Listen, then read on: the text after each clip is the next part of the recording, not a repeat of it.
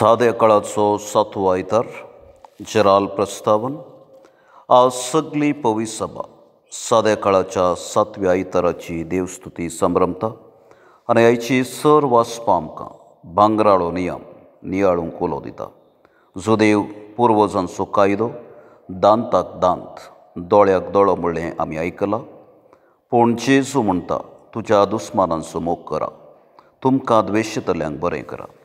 जेजून केवळ शिकोवण दिवंक ना बगर तो आपल्या जिवितांत तें जियेलो। जेजू कुर्सार मोरच्या वरवीं ताणें पातक आनी मरण नास केलें।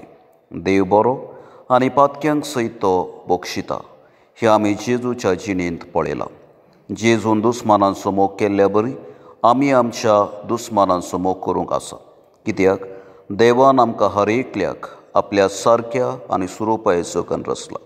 आमी सगळीं देवाची भुरगीं, ह्या पासून आमी कोणाकच दुस्मान जावन घेवची गरज ना।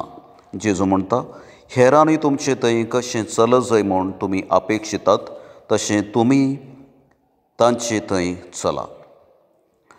हो जावन आसा जेजून दिल्लो आमकां भांगराळो उपदेश। तर जेजूच्या सुवार्ते प्रमाणे आमी जियेता, आमच्या दुस्मानांचो मोग करता, वायट आमकां मेळटना तें सहन करूंक सोंसणीकाय आसा। भांगराळो नियम आमी पाळ्ळ्यार आमी नव्या संवसारांत भितर शांतीन सोंसणीकायेन जियेतले। तर हीच कृपा ह्या संभ्रमांत मागून घेवया। पयले वाचपाक प्रस्तावन आयचें पयलें वाचप सावला आनी दाविदा मदें जावच्या दुस्मानकाये विशांत विवर्सिता। दाविदाचें जैत सावलाच्या काळजांत दुस्मानकाय उपजयता। दावीद आपलो जीव साल्वार करूंक सावला तावन धांवता, पूण दावीद सावलाचो जीव काडूंक प्रयत्न करिना, कित्याक सावल देवाचो मागलोलो म्हूण तो जाणा आसलो।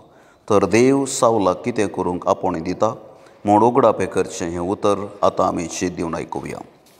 दुसऱ्या वाचपाक प्रस्तावन आयच्या दुसऱ्या वाचपांत भाग्यवान पावल जेजूचेर पातयलो हर एकलो जेजू थंय एक जातलो म्हणलो बरवसो आमकां दिता।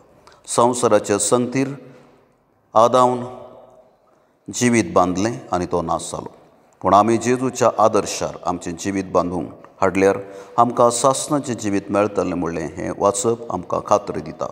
तर तें आतां आमी शीत दिवन आयकुया। सुवार्थेक प्रस्तावन आयच्या सुवार्थेंत आमी आमच्या भाव भयणी सांगता कशें जिवंक आसा म्हणल्याचो विवर दिला। जेजूच्या जल्मातावन मरणा पर्यंत ताका अनेक लोकांनी विरोध केले, पूण तो कोणा थंय दुस्मान जावन रावना बगर सर्वांक बोगशिता। तर आमी आमच्या दुस्मानकायाक सांडून कशें जिवंक जाय म्हूण उगडापें करचें ही सुवार्ता आतां आमी शीत दिवन आयकुया।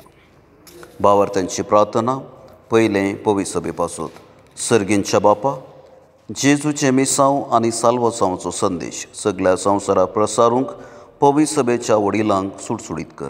जेजून दिल्लो भांगराळो उपदेश सगळ्या भावार्थांनी पाळयशी जिवीत सागतांनी दिशे कर आनी आमी सर देवाची भुरगीं म्हणलो मनोभाव भावार्थ्या थंय जिवाळ कर। माया मोगाचें आनी शांती समाधानाचें राज बांदून हाडूंक वावरिशें तांकां तुज्या ससायन भर म्हूण मागता।